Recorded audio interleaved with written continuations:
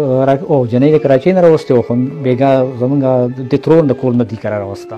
بالکل ټول مطلب چې موجود دی او ټول ناست دي او موږ په صرف افسوس زیات په دې کوو چې دی به موږ څنګه پورته وړو څنګه به مخامخ کوو مګرو دا هلک چې دی د دې هلک واده او د ده چاول چې دي د ده په خوراک کې نه و نصیب کې د ده چاول نه و نو ملګرو دا داسې خبره ده چې دا خو ده تعدي کوله په ګاډي کې اکسیډنټ یې کړی و دی چې دی د مټې د صخرې دی د مټې ته چې لاړ شي بیا به راځي صخرې ته نو په صخره کې بیا د کوز پلو دی او په کوز پلو کې دی پاتې کېدو او د واده چې دی د دوبۍ نه راغلی او د دوبۍ نه د راتلو سره سره د ده په 5مه ورځ باندې واده 5 ورځې په کلي کې شوې وې نو په دې 5مه ورځ باندې د ده واده و او جنۍ چې ده هغې ول د کراچۍ نه راوستې ده کراچۍ نه ول اول جنۍ راوستې ده نو بیا د ده واده و په 5مه ورځ باندې نو ده چېرته مټې ته چاوړلو مټې ته چاوړلو او د دغې سره د اشاړي نه لږ بره د چاقور سره چېرته اشاړي نه لږ بره په دغه ځای کې د اکسیډنټ کړلی او د ډینې سره یې ګاډه وهلی نو دې ملګري ورته ووایي چې لکه ته په قلاره باندې ګاډه چلوه تعدي مه کوه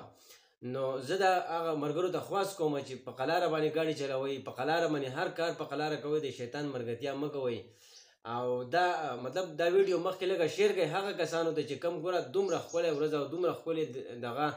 هغه میلمانه به څه کوي هغه خلک به څه کوي په کوم چې واده له راغلي وو مور او پلار به یې څه سوچ کوي 50 کال د پلار عمر دی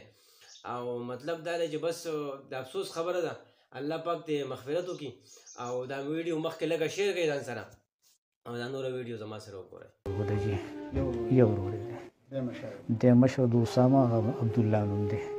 اما سلمان نوم دی زه ناست وم او یو دوه ملګري دغه نور یو د ډرورو په ښکته راتلو د اسامه چې کوم دی نو دی روانو خپل او د چا چې واده و دې ګاډي ته هم ناست و مونږ وریجې وړې مټه یې یاده کړه که څه ځای یاد کړو نو ویل دې ځو نو په دغه ځای کې دغه واقعه مونږ ګاډی اکسیډنټ کو د اسامه پکې وفات شو او جي او دوه پکې زخمیان یو زه وم او یو بل ملګری دی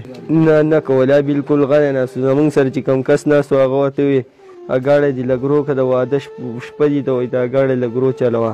هغه ورته ویل ښه هغه چې لږ ورو شو نو په دغه ځای کې بیا دغه چلو شو او ګاډی وجنګېدو زه شاته ناست وم په دغه ټایم کې